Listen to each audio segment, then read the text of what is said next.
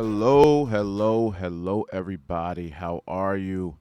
This is Mr. B here with Mr. B's podcast. And today, there's a couple things that I want to talk about and discuss in regards to our first video podcast, which was posted the other day.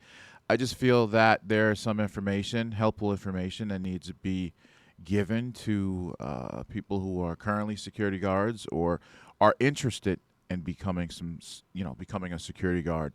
So in this industry, it's the way you really need to look at it is it's when as it relates to insurance, court liability, things like that, it will always be kind of like walking on eggshells, right? So there can be so many examples and you can go so many different ways that, it's just crazy if you think about it.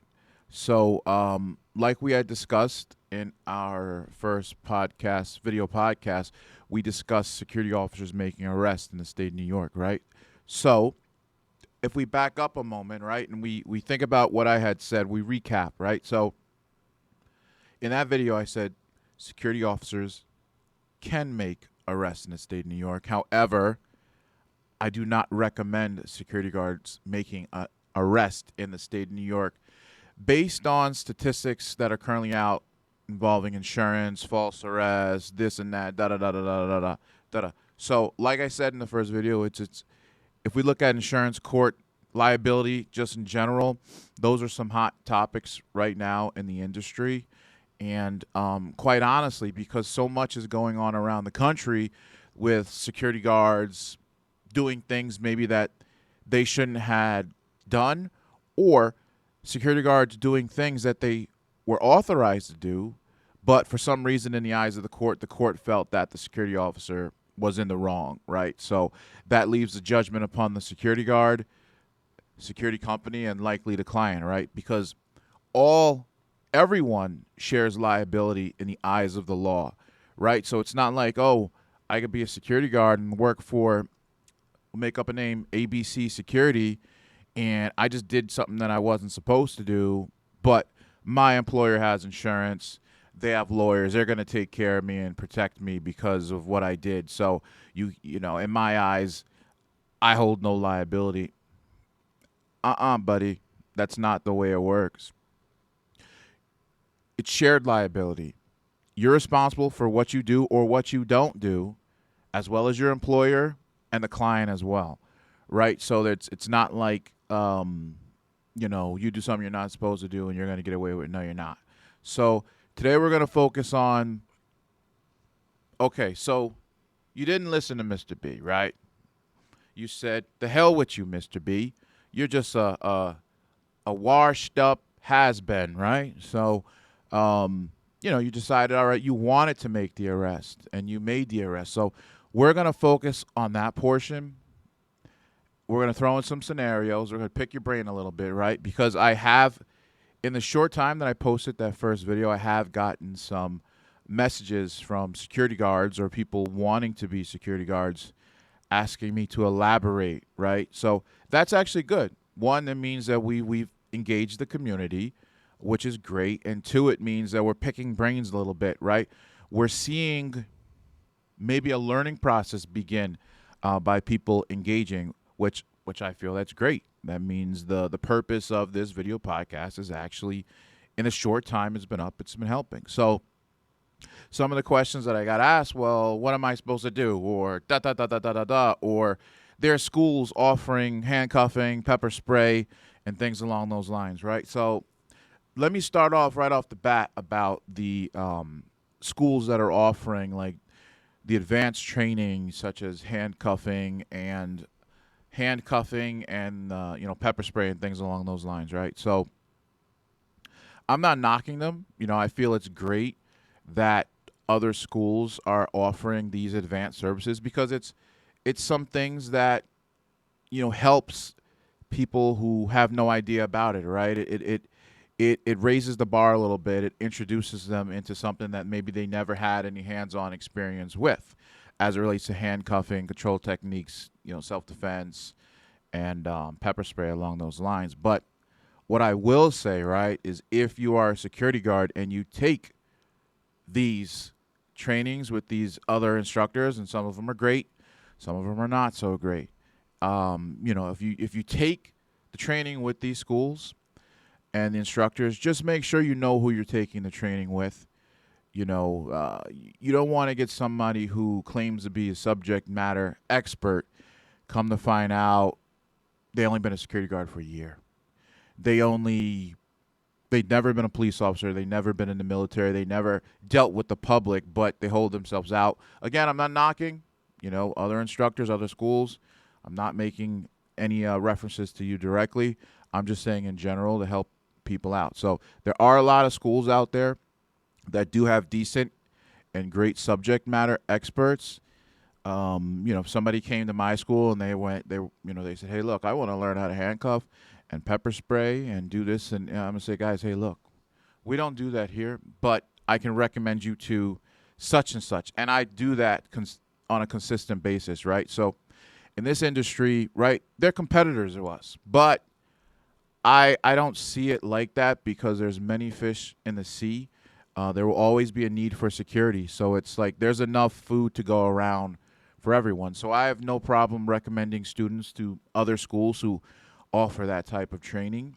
And like I said, there's a lot of decent individuals out there. Just all I'm saying is just for students who are, people who are current security guards who want that advanced training, or people who are going into the industry and they want that advanced training and knowledge. I'm just saying, hey, look, make sure you guys research who you're dealing with. So at any rate, just know those training opportunities are out there. We do not offer them. Now, if we focus on schools offering these types of trainings, right? So let me just break it down to you because a lot of people don't know this. If we use the example that we use in podcast 1, right? Jane Doe was at XYZ Mall working for ABC Security Company, right? And let's just assume that you as a security guard, right, you made the arrest, right? And you looked at your employee manual when you first started working there, let's just say, right? And it says nothing about making an arrest or physical confrontation in your employee handbook, right? So you've made the arrest of Jane Doe at the mall. There's a lot that goes into the arrest in and of itself and post-arrest things that you need to do, right? And it's taught in the security guard trainings provided by the state. It lays out everything that you need to do. Like I said today, we're going to talk about that. We're going to talk about what you need to do there after the arrest. We're even going to break down incident reports. We're going to break it down everything for you today. So let's take a step back, right? So I like to do a lot of recapping to make sure that, to confirm that learning has occurred, right? I will repeat myself to make sure that learning has occurred because that's just the way I teach, and it is a very effective way to make sure that the student understood and retained the material, right? So you're working at the security company at the mall, you made an arrest, right? So let's just do a little example, right? So you're at the mall. It is a sunny Tuesday Eve, and you're working inside of, I don't want to say shops by name, so I don't know, we'll just make something up, right? You're working inside of some lotion store, right? And they're selling this wonderful new fragrant lotion, right? And everybody wants this lotion, including you maybe, but I don't know. But at any rate, so everybody wants these products from this store. You're on duty as a security guard inside of that location, and you observe an individual who is acting suspicious, right? Acting suspicious. We all know what suspicious is. You don't have to be a police officer or security guard to know what suspicious is, right? So you reasonably believe that this individual is being suspicious, right? She's ducking behind counters. She's looking around, looking at cameras, just being suspicious, right? So You're on post, you're at the door, you're looking at her, you turn away, but you're keeping your eyeball on her out the corner of your eye, and you observe her open a bag, and she dumps about 10, 15 bottles of this wonderful lotion in her bag, right? So, what would you do? What would you do as a security officer on duty there, right? Knowing that your employer has nothing in their employee handbook that says don't have physical confrontation and doesn't say anything about making an arrest or don't make an arrest, right? So, right? So, you saw this person take this stuff, right? Some security guards would walk over to her and say, "Hey, I saw you put that crap in your bag. Take it out your bag right now." And I pose a question to you because like I said earlier, there's no one type of scenario. Everything is fluid. Everything changes in this industry, right? So at any rate, you say, "Hey, take the crap out your bag right now. I saw you stole." And she goes, "Excuse me? How dare you accuse me of stealing? I've got money. You think I need to steal for a living?" And you go, "Ma'am, if you don't open that bag, I'm going to knock your ass out." Now, I'm just being funny, but some people may say that. And the lady goes, "Hey, look, I'm not opening my bag. Now you made me so uncomfortable that I'm leaving the store," right? So now she walks past the last point of sale in the store. So now she's technically committed a crime. And now she walks out, you grab her by her hair, you throw her to the ground, and you put her you put her in handcuffs. Call the police, notify the police. Police get there. "Hey, what the hell's going on here? Why'd you call us? Why'd you disturb us?" And you say, "Hey, look, officer, I witnessed this person stealing from our store. She walked past the last point of sale, and now she's on the ground and her hair's all over the place." And the officer's gonna go, "Hey, well, why did you beat her up this bad? I mean, why did you grab her by? There's hair everywhere. Did you guys have a physical confrontation?" And you're gonna go, "Well, she walked out. I just grabbed her by the hair." So, what's gonna happen? Again, there's never any one answer in this type of industry because it's really up to the discretion of the officer at that time. But you can get a cop who says, "Why'd you pull her hair? She was just walking out. You grabbed her. Is it normal? Did you learn somewhere to pull somebody by their hair down to the ground who wasn't fighting you?" And then you go, "Well, she walked out. I told her to stop. She didn't stop. I just grabbed her hair, put her down to the ground." And you might get a cop who says, "Look, Miss Jane Doe, she also wants to press charges on you now for assault. You pulled her hair out. You pulled part of her scalp out when you pulled her down to the ground."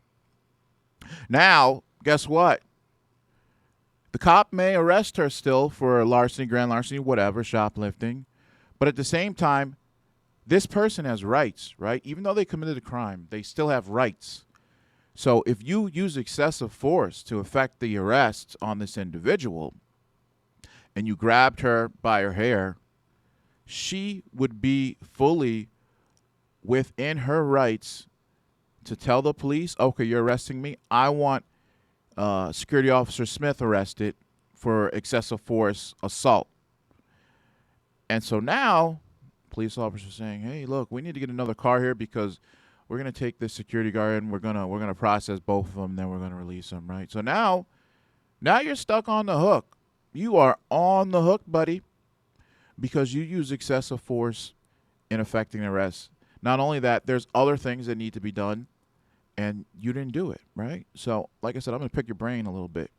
So, let's use that situation, that example, and I'm going to tell you exactly what I would do in that situation, right? So, I'm working at this wonderful lotion establishment, is what we said it was, and I see an individual acting suspicious, right? What I might do is I might say, depending on how big the store is, how many people are working, I might go, "Hey, look," I might secretly or discreetly, you go to the other security guards on the radio or text and be like, hey, look, keep an eye on that person over there in the aisle 1 over there by those lotions. They're acting suspicious. They're looking up at the cameras to see where the cameras are. They're looking to see where the security guards are. They're looking to see how many security guards there are.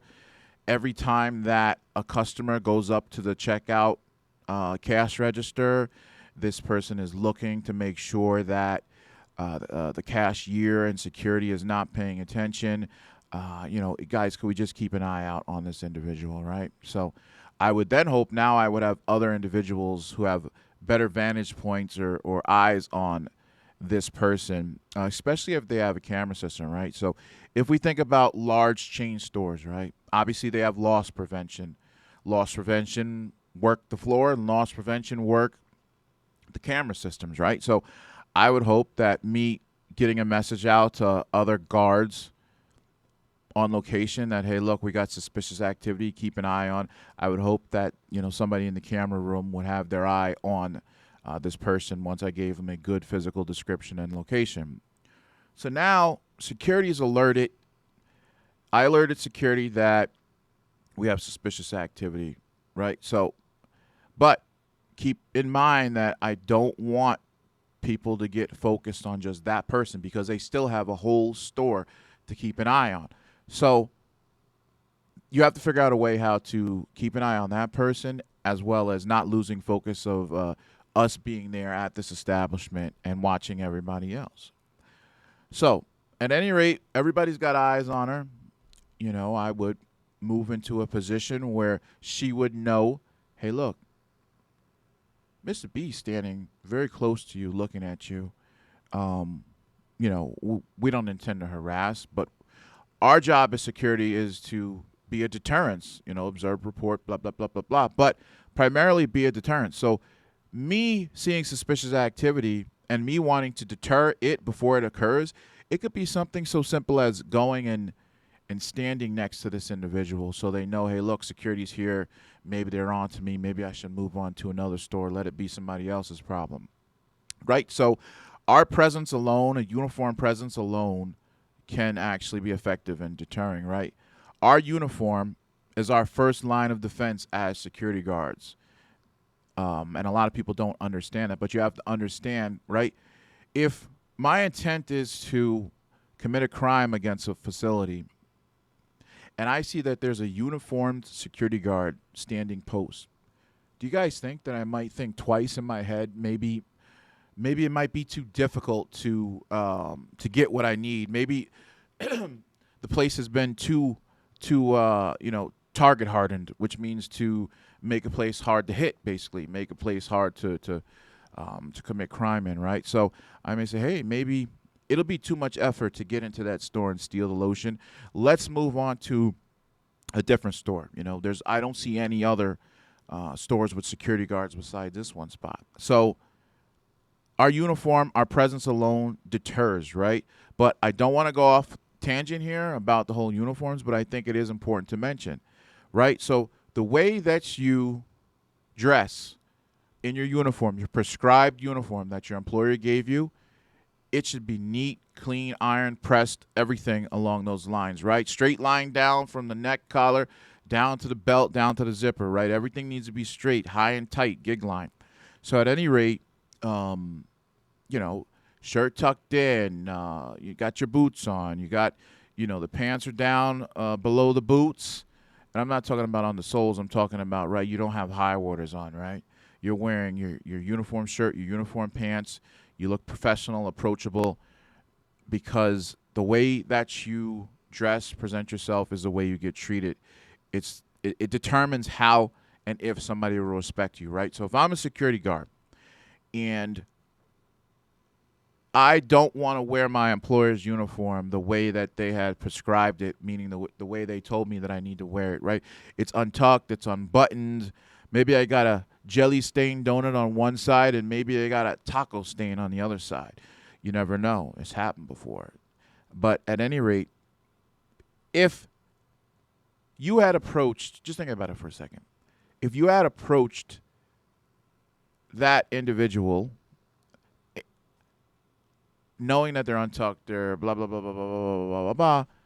What would you think of them off first impression? Would you think, hey, what the hell kind of security is this? Or would you say, if they were high and tight, everything looked good, they look sharp, would you say, oh man, that security guard, he's on point there. Let's not mess with him, right? So it's important to understand our uniform is the first line of defense and is also an effective tool in deterring criminal activity. So let's back up to that example, right? So now I'm standing close to this person. They decide to walk away. They walk out of the store. Well, that's great. It's no longer the store's problem. You know, I did not see them commit any crime.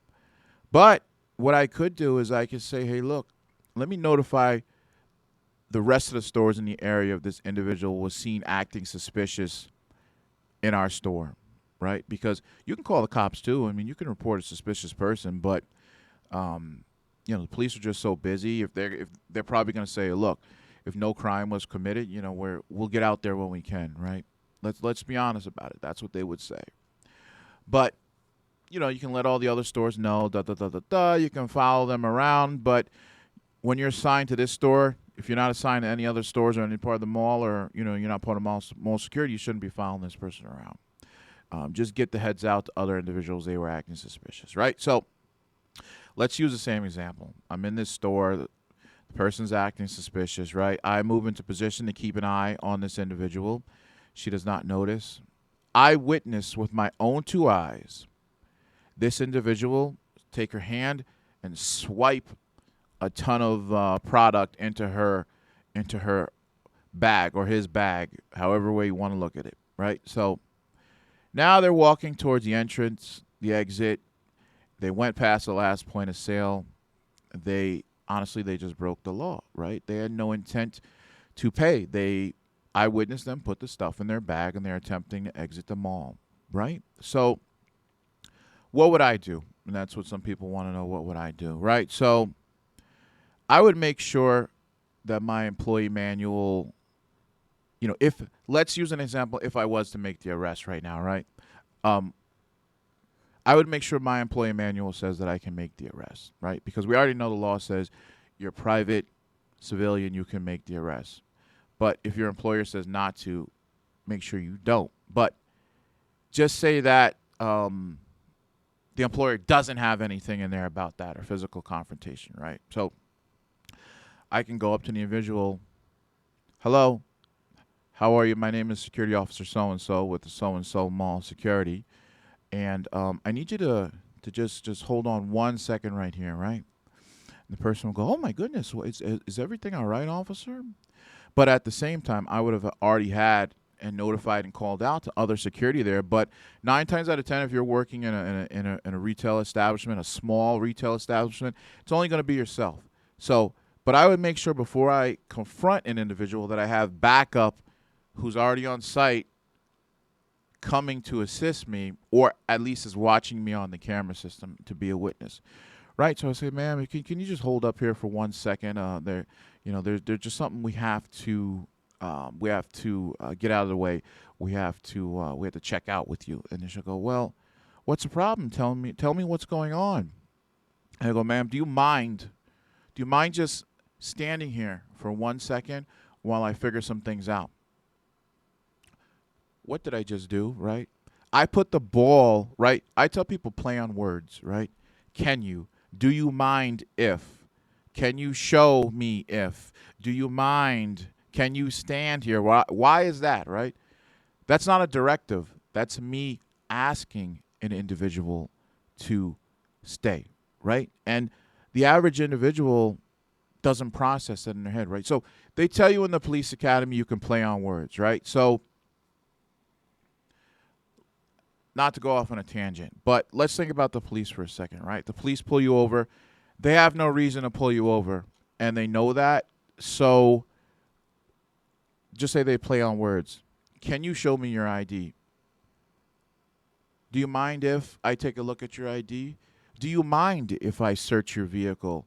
Can I search your vehicle, right?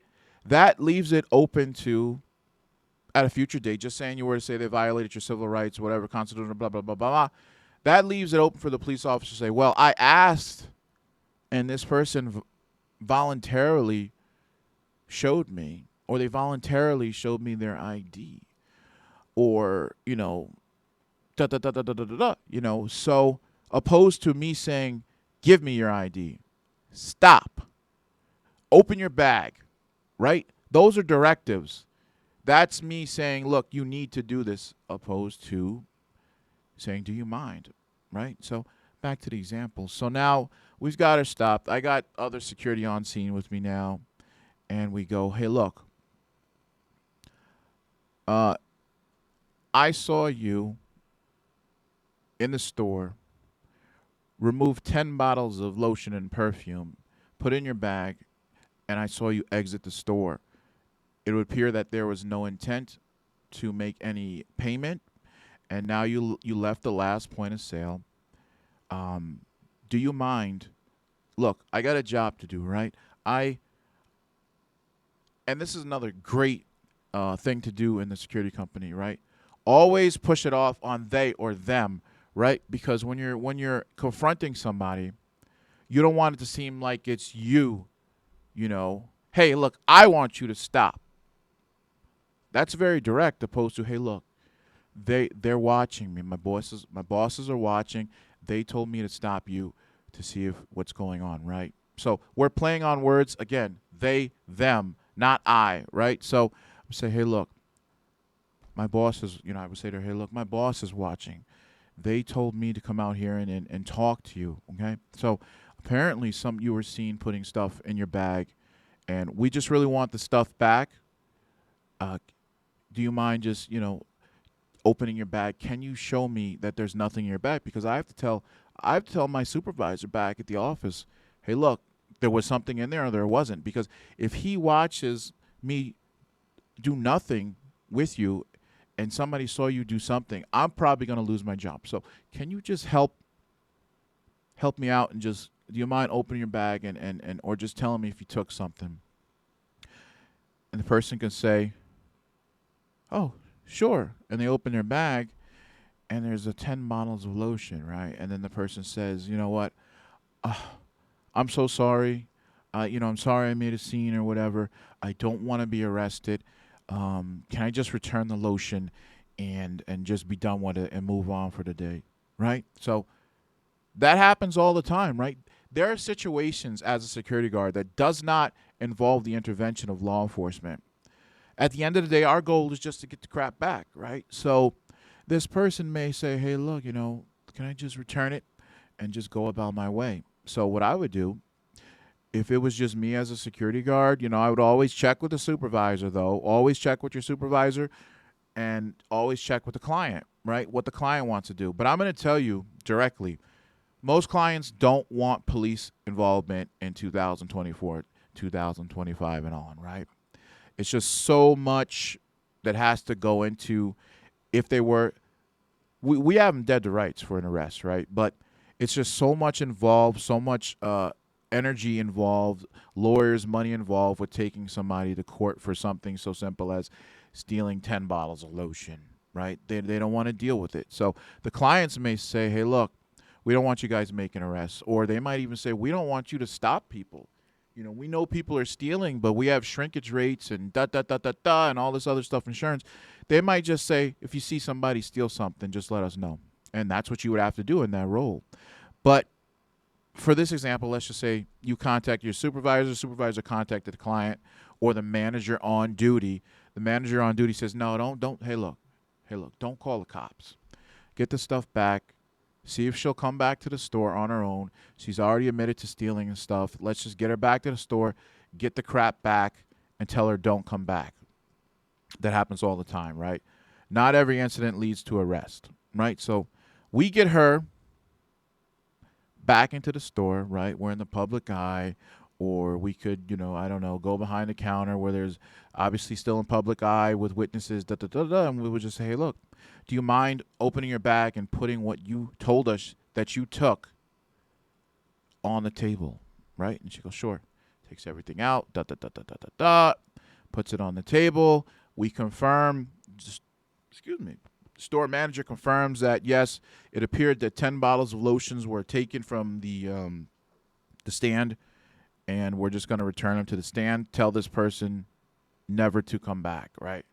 So, okay, so we get the lotions. We say, look, you can't come back here anymore, right? So now it can go different directions. They could actually, she can actually be trespassed, right? But then again, a lot of people don't want to involve the law enforcement side of it or the court side of it, and da da da da da da da. So this person can be told, excuse me, this person could be told, hey, look, don't come back, right? So now, here's the thing: if the person ever comes back, where's the record of this incident?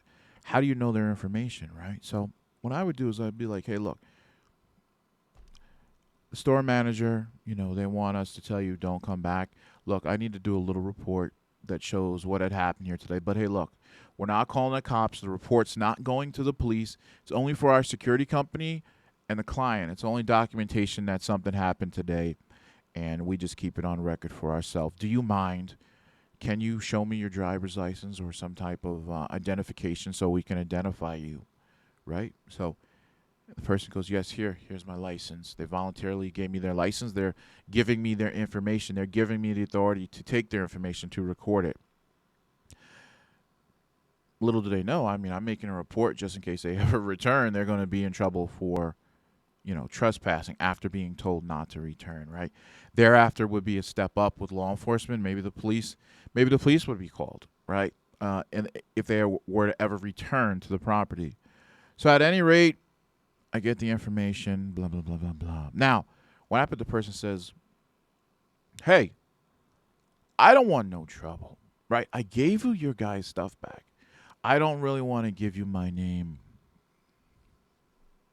So now you as the security guards and the store manager on duty are taken back because now you were being nice to this person. Now they're saying they're not giving you the information, right? So how would you solicit the information from them? How would you get the information from them?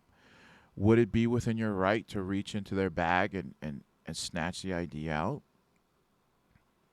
Would it? Would they not, and if you did it, would they not potentially in the future raise some type of claim that on such and such date you inappropriately touched them or you violated their constitutional rights by making them not safe in their personal effects and persons?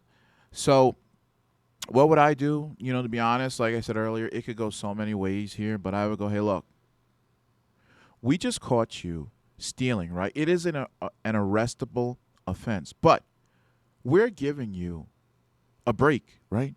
We know you stole from us. You admitted that you stole from us. We got you dead to rights to call the cops and have you arrested right now. Is that what you want to do? 9 times out of 10, a person will go, okay, fine, here's my ID, blah, blah, blah, blah, blah, right? But then there'll be that one person that says, no, you're not getting my ID, and if you wanted to arrest me, I would be arrested by now. You know what I would do? Being around the block for a bit, I'll go, you know what? I'm calling the cops now. You're going to jail for being arrested because we got you dead to rights here. You don't want to give the information. You don't want to cooperate with us. We have the discretion. I'm calling the cops. Cops may show up. Person may get arrested, trespass, blah, blah, blah, blah. Or the cops may show up and be like, hey, look, they're the ones who have the discretion right now to lock you up. They're trying to work with you, right? Just give them your information. Da, da, da, da, da, da, da. The person might go, okay, here's my information. And I'll go, hey, look, again, we didn't want to involve the police. You wanted to involve the police. We just wanted your information to document it for our own purposes, right?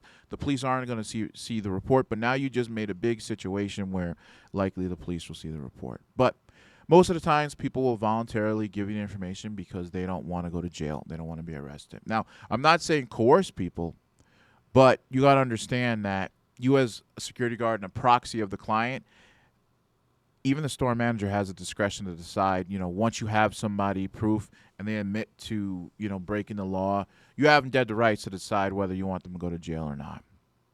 So at any rate, that's how I would handle a situation like that, right? And then obviously I would write a little report up, with their information on such and such date at approximately such and such time while I, Security Officer Smith, was on duty inside of Lotion Works, inside of the blah, blah, blah mall.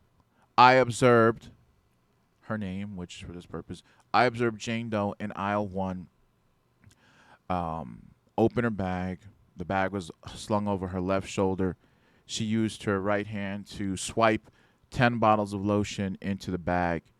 I witnessed that with my own 2 eyes. I notified my supervisor and other security guards immediately, who then began responding to the location to assist me. I then observed her name, Jane Doe, attempt to exit the property by already going past the last point of sale and walking out of the front entrance of the mall. At that point, I engaged Jane Doe and advised Jane Doe of the situation. Jane Doe voluntarily opened, and I would make sure it's in there in your report, Jane Doe voluntarily opened her bag to show me that there were the bottles of lotion that I observed her swipe into her bag. Jane Doe has admitted to stealing the items and not paying for them, taking the items and not paying for them. Jane Doe does not have a receipt. Jane Doe was then escorted on her own free will back into the store where a conversation was had with store management. Store management decided that they didn't want to press charges against Jane Doe. Jane Doe was in agreement. In exchange for not being arrested, Jane Doe gave her information for a report. This report that's being filed, Jane Doe returned the stuff. Jane Doe was advised never to return to the store, and if she does return to the store, she will be arrested for trespassing. Supervisor notified, end of report. Something so simple as that. It put everything that transpired that I had said into that report. So if anything comes up in the future, it's already on record, her name, blah, blah, blah, blah, blah, what occurred that day, what was the resolution, right? Because not all outcomes or resolutions will be arrest in this industry. It's just not. Like I said, people just want their stuff back. So at any rate, so that was the resolution. You got it. You documented. Jane Doe was told never to come back. So now let's back up and say, okay, you asked for Jane. You intended to arrest Jane Doe, right? You seen her with your own 2 eyes steal from the store, didn't go to the counter, didn't pay for it, went past the last point of sale, and you stopped them. And you said, hey, stop right there, mall security. And the person turns around, who the hell is it? What? You're just square badge. And then, but at any rate, you go, hey, look, I saw you steal stuff. Look, let's go back to the store to talk about it. You're under arrest right now. You're not free to leave. The person goes, you're not arresting me. Who do you think you are? You're security. And you grab her by the hand, and you put her in the handcuffs, and you take her back to the store, right? So now you made an arrest. You actually made an arrest already when you told her to stop, right? It can be construed in court that an arrest can be verbally, hey, look, stop, do not leave, you're not free to leave.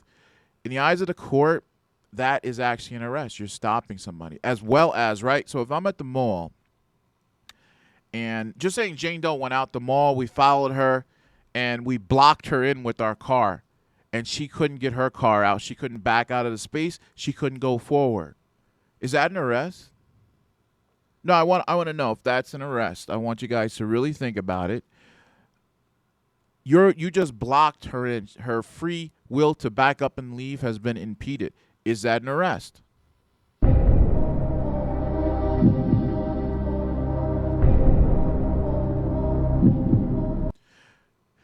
The answer is it's a gray area. Could be, could not be. So at any rate, if we think about an arrest, okay, you're preventing somebody from leaving, right? It could be construed in court that you simply blocking somebody in with your car is an arrest. So it's important for you as a security guard to understand what you can and cannot do. So now, if you go and you block Jane Doe in, if you had no intentions on it being an arrest, you know, it is an arrest now, right? So, what I would do, right, from my experience, is I wouldn't block him in at all if we intended to hold them for law enforcement to get there, right? What I would do is I would pull up, maybe not too close to their car is, but I would pull up maybe behind them, but still leave a way for them to get out.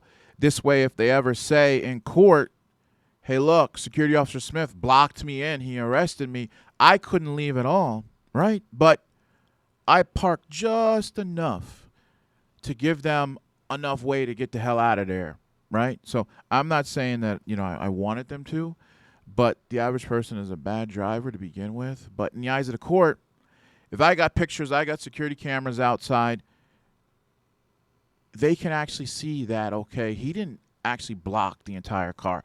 Jane Doe still could have backed up, so technically it was not an arrest. They could have left on their own. So at any rate, let's back up and speak about, all right, so we have her arrested.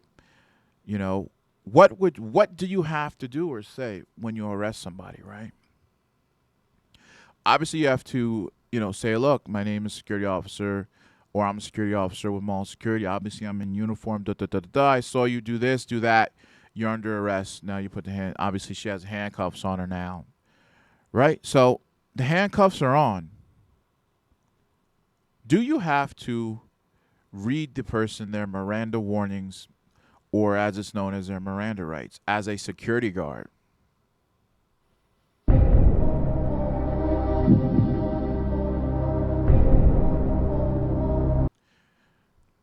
What did I tell you guys in podcast one? We're not the cops, right? So as security guards, we don't have to Mirandize anyone. We don't have to read them their Miranda, their Miranda warnings at all. We just need to tell them, hey, look, we are a licensed security officer. We're on duty. We saw this, and happen, and you are now under arrest. That's all we have to do. We don't have to say you have the right to remain silent. Anything you say can and will be used against you in the court of law. You have a right to attorney. If you can't afford attorney, one will be appointed to you. Right? We don't have to do any of that. And that varies by state and department, right? So at any rate, we don't have to do that as security guards. And a lot of people are shocked to learn that, in the, 8:16 hour. But yeah, we're not the police, right? Because if we back up and think about podcast one, right? It's the police job to come there, investigate, determine that a crime likely had occurred, move on to having the person processed, and then pushing the case up to the district attorney to further it in court, right? So the Miranda warning is basically, everybody should know it. It was basically established so that a person has the right to basically be silent, take the fifth. You have the right to you have the right to be presumed innocent until proven guilty in the court of law, right? So you have the right against self-incrimination. Self-incrimination meaning I'm going to speak and, I didn't know my rights at the time, right? So you have the constitutional, protections of against self-incrimination. But let's not go off on a tangent because there's so much helpful information out there that I want to share with people, but we have to keep it focused to the actual goal of this podcast. So at any rate, you do not have to read their Miranda warnings because you're not the one investigating it and pushing it up to the DA, right? So that's a police job. So anytime the police make contact with somebody when they're trying to rule out a crime had occurred or a crime had likely occurred, they're going to read you Miranda warnings before they get into the meat and potatoes of their goal, which is to get information out of somebody. So required by law, they have to tell you Miranda warnings.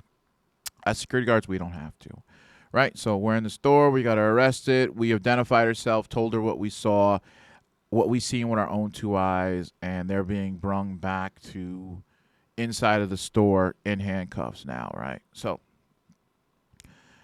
if you think about the other examples, right? So my personal opinion, if somebody's going in handcuffs, law enforcement needs to be called, right? Because we did temporarily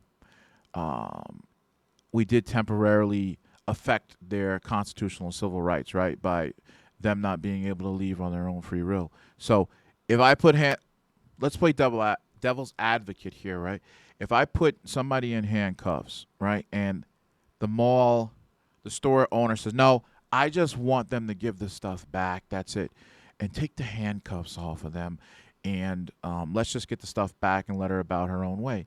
So we let her about the own way. 2 years later, boom, boom, boom, boom. Hey, it's the sheriff's department again. We're here to serve you a civil subpoena for false arrest and some type of personal injury, right? Apparently, you arrested an individual in the mall. The person gave the stuff back, but now they're claiming that you infringe upon their civil constitutional rights, and maybe they can't feel their fingers anymore in their hands, so now you got to go to court, right? So you get up there in court, they're going to say, well, you arrested such and such, you were okay in arresting them, but why wasn't the police notified? Then you're going to sit up there looking like an idiot once again. So it's my personal opinion, if the handcuffs go on a person, the police need to be called right away. I don't care what anybody says, right? And a lot of companies will actually tell you they don't want you even carrying handcuffs, right? So it's important to look in your employee manual to see what they want you to do and what they don't want you to do. So at any rate, I would just tell, look, client, hey, the police got to be called now. I'm sorry, handcuffs went on. The client might be upset with you, but who? Well, it's shared liability. But in that moment, whose ass is on the line, really, right? You put the handcuffs on the person, right? So you need to do everything you can do to rule out potentially getting sued, arrested, false arrest, blah, blah, blah, blah, blah, right? So you let her go, blah, blah, blah, fine, whatever. You call the police take her, right? So there are some other things that we have to do when it comes to making the arrest, right? So once you make the arrest, you made yourself known, you told them what's going on, why they're being arrested, where you're going with them, right? You, within a reasonable amount of time, right? There's no established time, but I could tell you one major international security company that I worked with in the past, where I was actually a person up there in rank, actually. If you think about the hierarchy of being like branch manager, business development manager, I can tell you that there was an established policy that said within 20 minutes. I'm like, what the hell are you talking about? Within 20 minutes? Why don't you make it 30? Like, who says 20? But anyway, the reason for that was, okay, it needs to be a reasonable amount of time, right? If we think about 30 minutes, okay, that's 10 minutes more than 20. But if we think about 20 minutes, that's 10 less than 30, right? So what you're trying to do is minimize the amount of time that this person is in your custody, care, and control. So the state will tell us to tell students that they need to, once somebody's under arrest, you're immediately responsible for their care, right? So what happens to them there after being arrested is really you're on the hook for it, right? So if you arrest them and they end up tripping on a rock and they break their ankle and they fall and crack their head open, there's a chance you will be liable for that, just so you know, right? So just saying you arrest them and you put them in the office and you're like, oh my goodness, man, I'm hungry. You know what, Jane Doe, sit right there. I'm going to be right back. I'm going to get myself something to eat. And then I'm going to go get a smoothie. And then I'm going to go get a cookie. And then I'm going to go to get a brownie. Then I'm going to go get a bag of chips. Oh, man, I'm going to be eating good there. But I'm just so hungry that day, right? So, and I'm going to say, Jane, don't expect me to give you any of that. That's just for me. I'm hungry, right? You're under arrest. So you just sit there. You be quiet. I'll be back in an hour or two. You go out, you get all that, the smorgasbord or whatever you want to call it, all that food, all that sugar, all those carbohydrates that you don't need. But at any rate, you get that and you come back to the security office. Next thing you know, Jane Doe is hanging. And I hate to be so graphic, but hey, look, this is a real world we live in, guys. Jane Doe is hanging from the ceiling with an extension cord around her neck.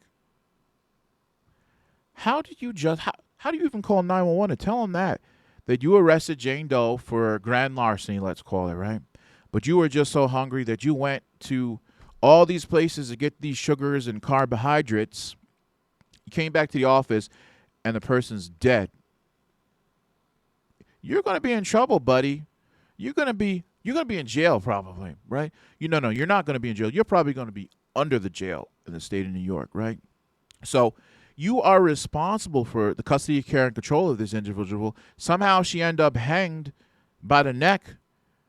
Don't you think the police, the investigators, are going to want to know what the hell happened? And who do you think they're going to say is responsible for her death, right? How is it going to be investigated, right? How stupid does it look?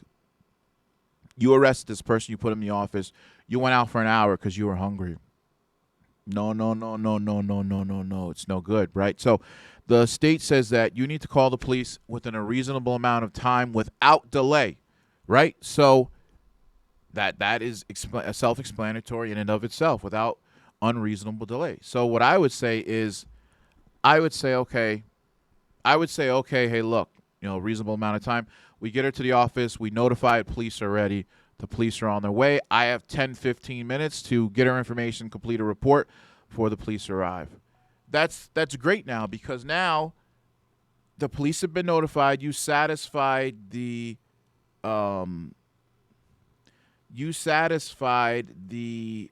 reasonable amount of time turnover to the police, right? So police are on their way. They get there, blah, blah, blah. That's fine. But right? So let's talk about, like I said before, unreasonable amount of time, right? You were responsible for custody and care and control of this individual. You went out, got yourself all that food, now they're dead, right? So you're responsible for that person. So the state wants to minimize the amount of time that you're in custody, care, and control of this individual, right? Because, I mean, like I said earlier, I can make so many curveballs. There's never a clean-cut, dry answer. So now, just saying you arrested Jane Doe, and I'm not trying to be so graphic, but we're all adults. Whoever's watching should be an adult. But let's use an example. All right, you arrested Jane Doe. This person's a female. What the? Oh, papers flying all over here. But at any rate, the person's a female. You're a male, right? You arrested this individual, and you got her in the security office. You processed her. The police arrived in 10, 15 minutes. You turned her over to the police. Next thing you know, a couple of months go by, you get a knock at your door. Boom, boom, boom. Hey, look, once again, this is Sheriff's Department, Civil Unit. We're here to serve you a subpoena. Or even, hey, look, we got an arrest warrant for you, right? So you never know. Hey, apparently the individual that you arrested, just call it a couple months ago or 2 years ago, is now claiming that you sexually harassed them or sexually assaulted them while they were in your custody. Now, they were in your custody, care, control for 30 minutes or an hour, let's call it. What's the possibility that the likeliness did occur of it, right? So now you had this person in your custody, care, and control for an hour, right? How unreasonable is an hour for a security guard? It is very uncommon. It's very unusual. And, like, even though you didn't do anything that she claimed that you did, now, because you had him in your custody, care, and control for so long, there's a possibility she can convince a jury that you did sexually harass, sexually assault her in your custody. So when you arrest somebody, let's sum it up. When you arrest somebody, make sure you turn them over to law enforcement. Like, as soon as the handcuffs goes on, even before that, like, if you know if you're going to arrest somebody, have the police rolling to the location, right? I'm not saying call 911 and put out a 13 or whatever, or say, hey, look, all this. So they come in with 10, 15 cars for a simple arrest over lotions. I'm saying, hey, call the police, tell them who you are, where you're at, what's going on, and then you're going to, arrest the person. The police may say, hey, look, and I've done this before in the past too, like people that I know are going to get arrested. Instead of confronting the individual, right, I may just shadow and follow them. Meanwhile, I got police already on the way. Like if we use Jane Doe, right, if I observe Jane Doe stealing those lotions, I could just follow her around the mall while the police are coming and let the police deal with going hands-on and all that other stuff, right? So that also is effective, too, to avoid confrontation, and a lot of places will say to do that, opposed to confronting somebody, push it off on the police.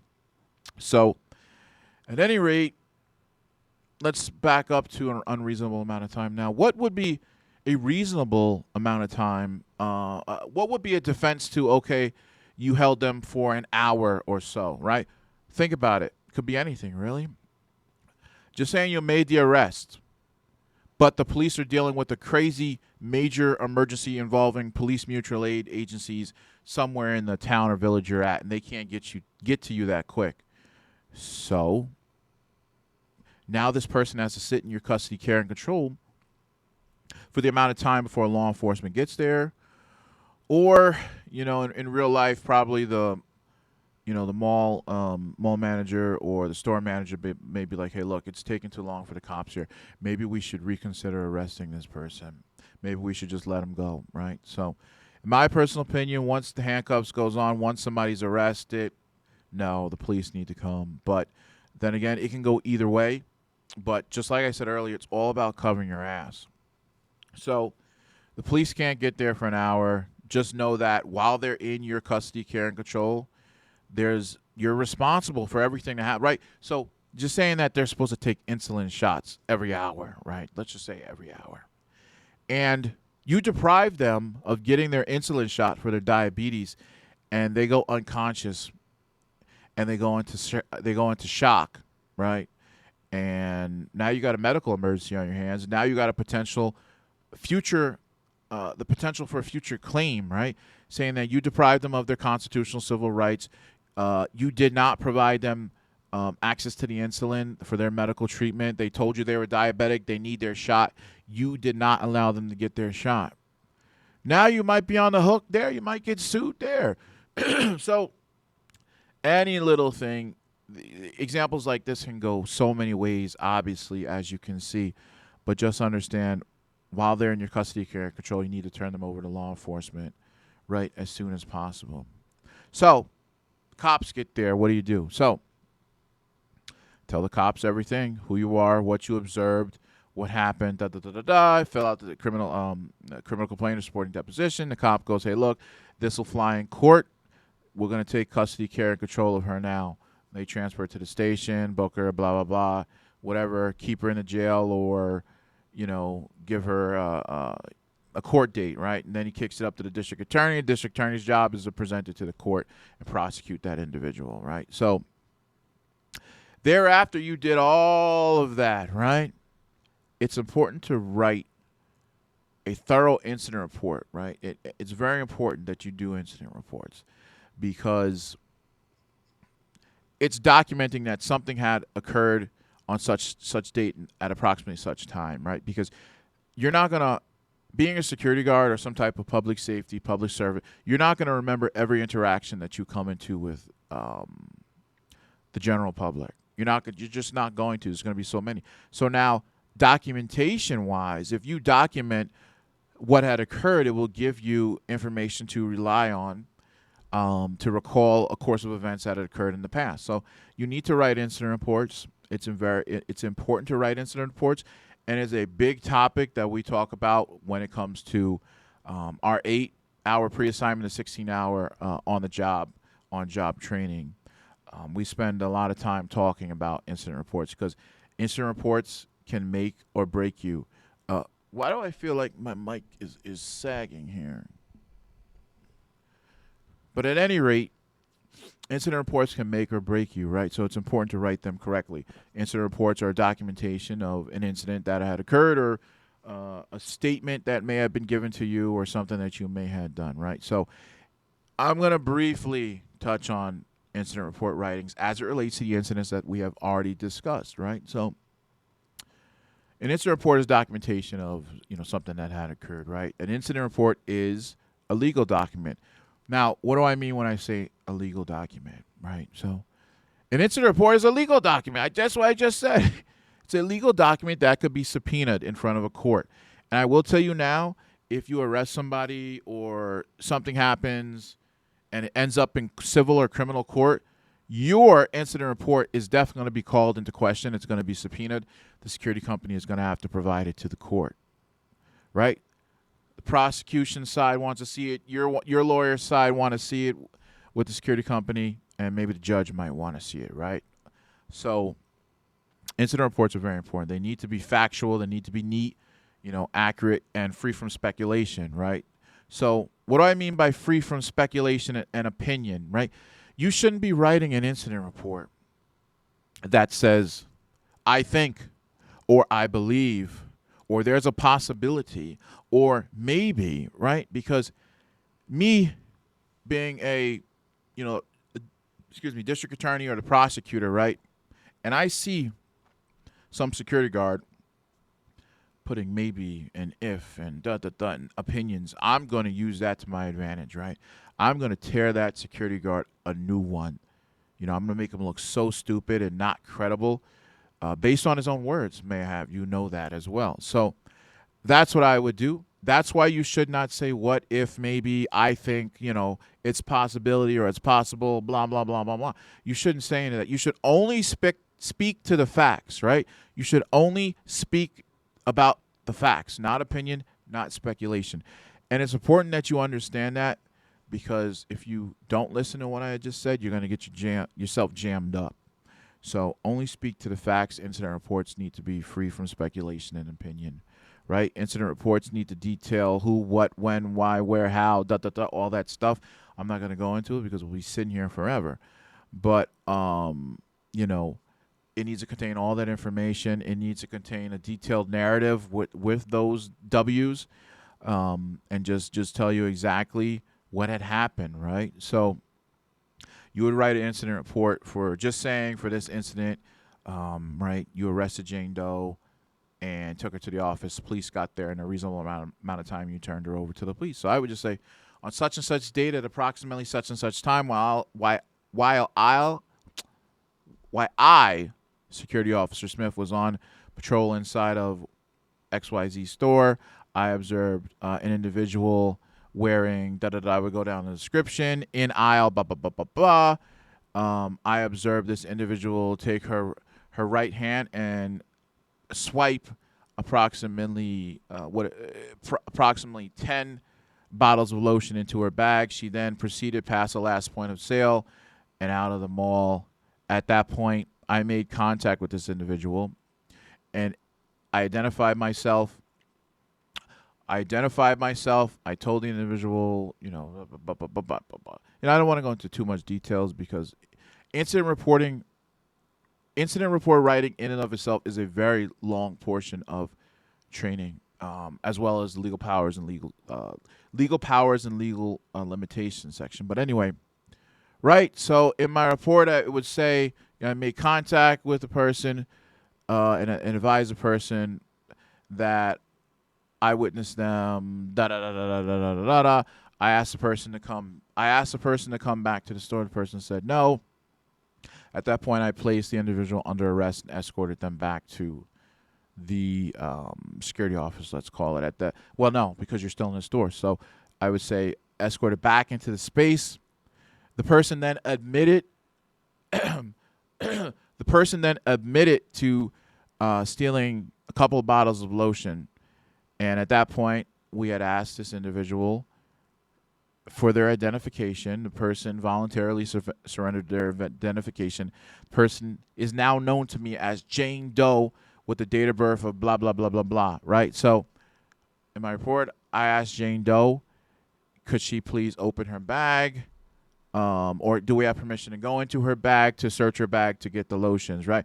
At that point, I observed in her bag 10 bottles of lotion, no receipts, and these are the lotions that Jane Doe admitted to stealing, right? So put down, store manager requested police involvement. At that point, Jane Doe was escorted back to the security office or stay on scene where the public is, where the public can see the person. But then again, she could say you embarrassed her and try to sue you because you stayed there the entire time in the store waiting for the cops. But let's not make so many examples before we lose track, right? So at any rate, so you wrote the report, you saw the stuff, you identified her, blah, blah, blah. Okay, police were called, police arrive.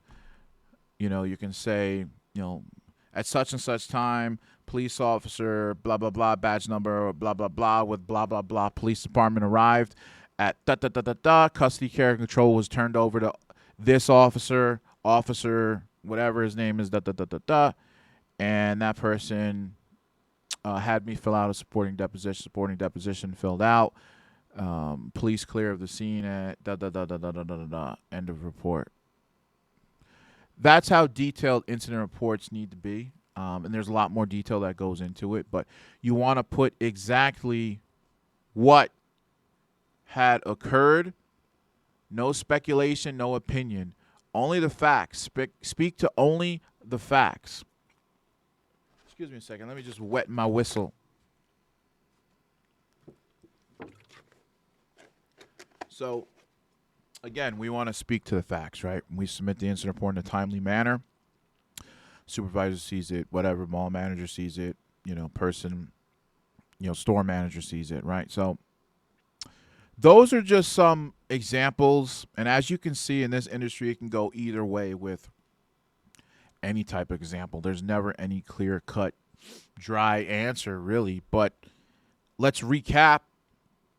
Security officers can make an arrest in the state of New York if certain criteria are met. They are also responsible for the after action or the post arrest things that they are responsible for, right? So security officer can make an arrest in the state of New York if they witness somebody commit a crime with their own two eyes, and they know in fact that the person that they are arresting or have been arrested is in fact the person that they saw with their own two eyes. Sum it up, security guards has to see the person with their own two eyes commit the crime, right? So if you're going to make an arrest, right, you say, to hell with you, Mr. B, I'm going to make me an arrest, right? So you do it, right? So you have to, if the person starts fighting, you can only use a reasonable amount of force to detain them, right? A matched level of force, right? We used in podcast one, video podcast one, we used, hey, look, security guard picked up a damn bat and knocked him over the head when the other guy was just throwing hands, right? In a situation like that, you would be on the line for maybe like excessive force assault, aggravated assault, because the person didn't use a bat upon you. You used the bat upon them when they only were swinging hands at you, right? So what it comes down to is you need to be able to articulate. That is the key word. You need to be able to articulate why you did what you did. And you best hope, buddy, that the jury or the judge or whoever is going to side with you and think that they would do the similar thing in a similar situation. But I can tell you're in New York, so if you do something out of line like that, let me tell you something. You're going to be criminally or civilly responsible for cracking somebody over the head with a bat, or just stabbing them when they were just throwing hands, right? So you need to be able to do everything like you're being recorded, right? And think of everything you do may land you in court, right? So you go ahead and you stab and hit him with a bat, you're most likely you're going to be gone. So it's important to understand that you need to be able to articulate yourself why you did what you did in court. So at any rate, let's go back. So, all right. So you made the arrest. You informed them of the arrest. You do not have to read them Miranda rights, because we're not the ones getting it up to the DA to get in front of the judge. That's the police job to do their investigation and to get it up to the district attorney. So, again, as security guards, we're only making the accusation that somebody committed a crime, right? That's our only job. It's to make an accusation. Like I said before, yeah, we do many investigations that are just related and isolated to the site, but the police are the ones who do the actual investigation on the law enforcement side of it, court side of it. So it's the police department's job to be the ones to investigating and determining that a crime occurred based on your criminal complaint supporting deposition. So at any rate, right, so you inform them, blah, blah, blah. You have them, the police are on their way, right, because it's pretty much an industry standard to have the police on the way before the handcuffs go on or immediately after the handcuffs goes on if you decide to use handcuffs. But I can tell you right now, like I said earlier, a lot of companies will say don't even carry handcuffs because they don't want you making the arrest. So at any rate, the police are on the way. You satisfied that requirement, right? So now they're in your custody, care, and control. You're responsible for everything that can happen to them and any potential claims that they may make against you in the future, right? We use the example, you decided you were so hungry that you were going to go out and get you some all this sugar and carbohydrates while you left her sitting in the office. Next thing you know, you come back to the office, she's hanging from the neck, right? People are going to have some questions for you, right? So you just have to be able to justify yourself, right? And there's no way for you to justify leaving that person in the office, being responsible for them, because you wanted to go out for a little snack. So at any rate, right? So the police came, you turned them over, you did your report, everything's good, right? So those are some of the things that make up making an arrest, after action or post arrest type of things that you need to do. And we're going to recap again about the whole training situation. So there are other schools out there that will offer you handcuff, pepper spray training, self-defense, things like that. But in the eyes of the law, these aren't state-required courses. In all reality, they're not required by state. They're typically courses that are made by the schools or the instructors based on the instructor's experience. So that's why I said it's important to understand who you're training with. Just don't train with anybody. Look it up, right? So there are many great instructors out there, very great instructors. Law enforcement, military, or they've been in security industry for a while, such as myself. It just so happens that so I've got a security company to run, right? So the whole training school side of it is like an additive, right? Where I attempt to get people in and change them and mold them into something, mold them into their greater self, right? But my primary job here is running a security guard business. The attached school is just an additive, right? But at any rate, I don't have time to do handcuffing and pepper sprays and self-defense and jiu-jitsu, even though I have a guy that does that, retired cop Marine. But I just liability-wise, I don't want to do it. Right? So, but at any rate, liability-wise, I don't want to do it because you're training students, you're getting hands-on, Next thing you know, somebody gets hurt, somebody wants to sue you. The flip side of it, right? So you go out, you get the training, you get the certification that says you were trained in handcuffs and pepper spray, right? So you go ahead, you pepper spray somebody, you handcuff them, and you beat them up, right? And then next thing you know, your ass is found in court saying that you used pepper spray inappropriately, as well as handcuffing or something like that improperly, right? So they're going to get you up on the stand and they're going to ask you, okay, have you ever been given proper training before? And you're going to say, yes, I went to such and such training school and I got training with such and such instructor. And the judge, the prosecution is going to go, even your lawyer is going to go, hey, look, well, who the hell is Mr. Such and Such, right? And how the hell do we know Mr. Such and Such trained you properly? We need to look into Mr. Such and Such to see who the hell Mr. Such and Such is. They're going to go back. They're going to do an investigation. And they're going to try to find out the school that you went to get the handcuffing pepper spray from. And they're going to find out if they're a credible, if they're a credible instructor or not, right? So that leaves a lot of liability, right? Because if I'm an instructor offering outside those advanced, in-depth type of training opportunities, right? And just saying that I made up my entire bio, right? And I was just a person who was working at McDonald's. And I'm not knocking McDonald's people. They're great people. But at any rate, just saying I'm working at McDonald's. But now I started a business that says I'm some big-time tactical instructor, and I done this, and I did not, and hey, come here for your handcuff and your safety training and your pepper spray training, right? So now the court, the prosecutor, district, they get up into my stuff, and they find out, hey, look, this dude is a quack. What qualifies him to what qualifies him to train individuals and handcuff batons and pepper spray when he worked at McDonald's for the last 25 years? How many people can you handcuff, pepper spray, and baton and taser at McDonald's, right? So I could say, hey, look, he was working at McDonald's behind the cash register. So what qualifies me to teach those courses if I've never had real life experience? And that's what the courts are going to say, right? And so then they're going to go after the instructor so and so, and they're gonna be like, hey, dude, look, you're out here teaching these classes and stuff like that. You don't have relevant experience. You need to stop. Here's a cease and desist letter, right? Because we're up in court right now because of you. You told this student do this, this, this, this, and this. They went out and did this, this, this, and this. Now their ass is in trouble because of you. You need to immediately stop doing what you're doing, right?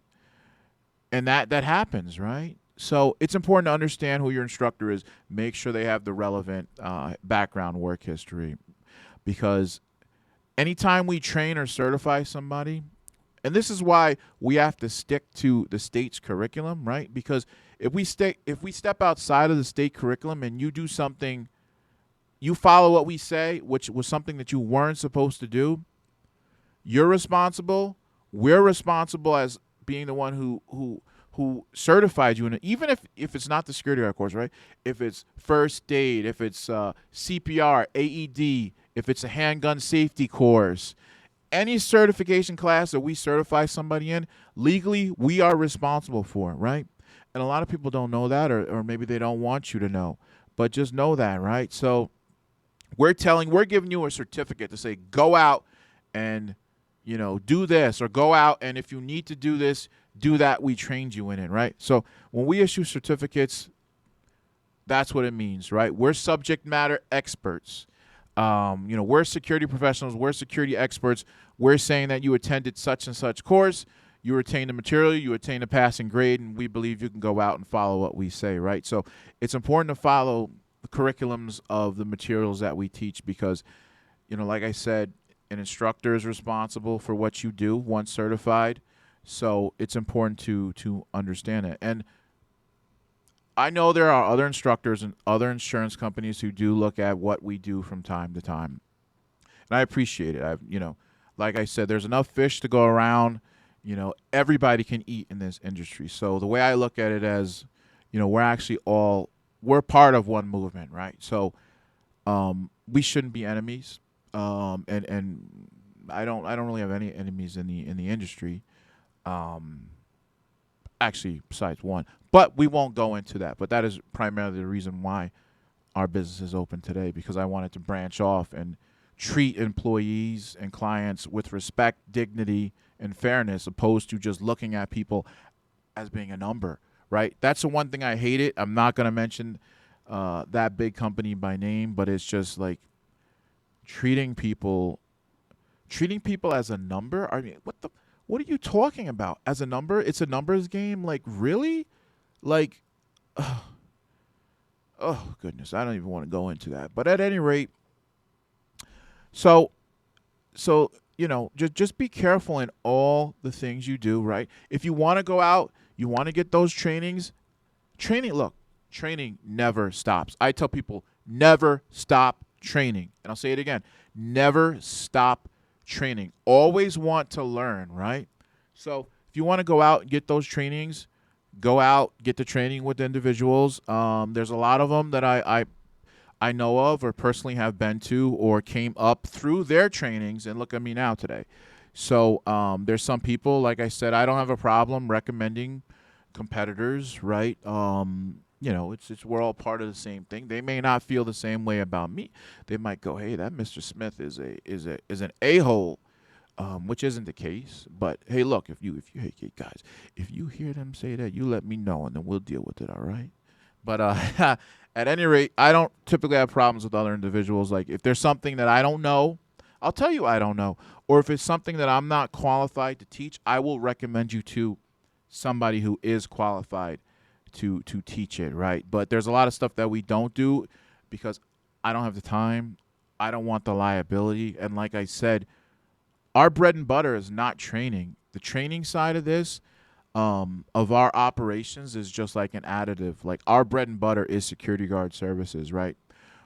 We have security guard services sites past Albany, down into Manhattan, down into Atlantic City, New Jersey. That's as farthest I'll go down into Jersey. but that's only because sometimes I like to go to Atlantic City. But at any rate, you don't need to know that, right? So we have sites all over. We're consistently growing, scaling at a steady base. And it's just, the sky's up from here. I mean, that's what we do. But we stay successful based on the management team and our guards, right? You need to have the right guards. They need to have the right information. They need to be trained by the right person. Management, they need to treat the guards and the clients with respect, dignity, and fairness and understanding. I'm not saying that I allow people to walk all over me, because hell, no, I don't. But if I create a condition where everybody feels like they're part of a team, right? And this is what I always strive for, is a team. You will rarely hear me say, it's all me, or me, or I. In my vocabulary, the way that I see it in my brain, it's always like a team.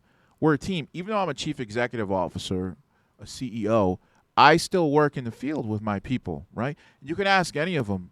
If you see anybody wearing a Mid-Hudson Security Consultants patch, whatever, talk to them. I have no problem, talk to them, learning about our company, learning to see if Mr. B is full of BS on his podcast.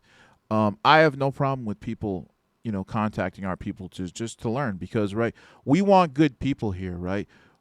This company was started to try to change the industry one guard, one client at a time.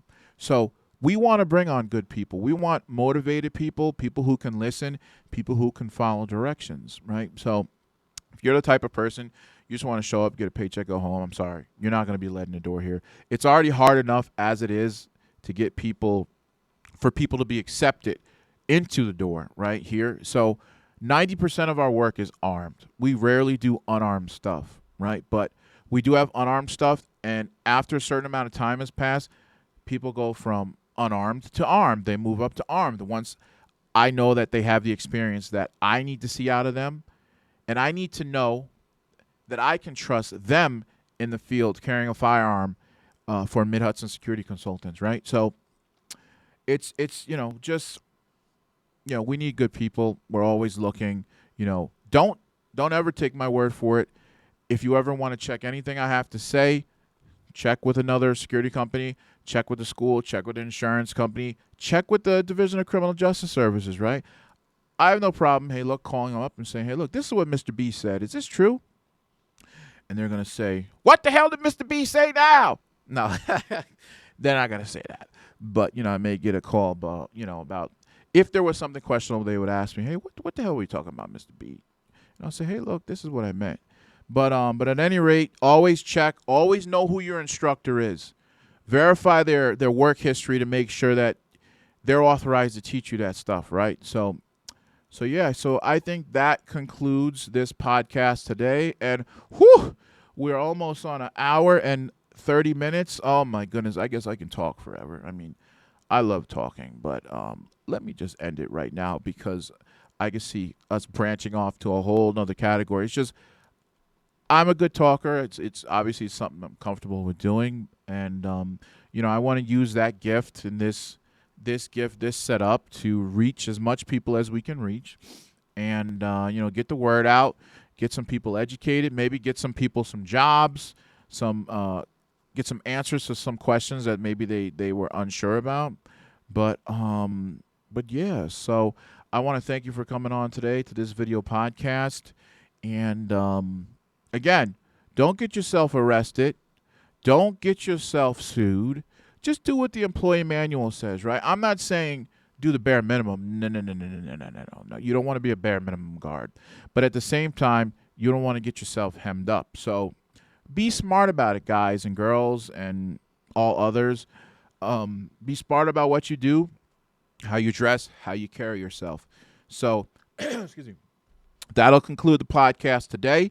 I'm not too sure when I'm going to put other videos up, but I don't know. I guess it'll just be based on my schedule, or if somebody sends me a question, I'll answer the question for them in this similar format, opposed to just posting on my reply on their Facebook, right? So if you have a question, for right now, you can message either Mr. B's podcast on YouTube, or Mid-Hudson Security Consultants LLC, or Mr. B Security Training Center.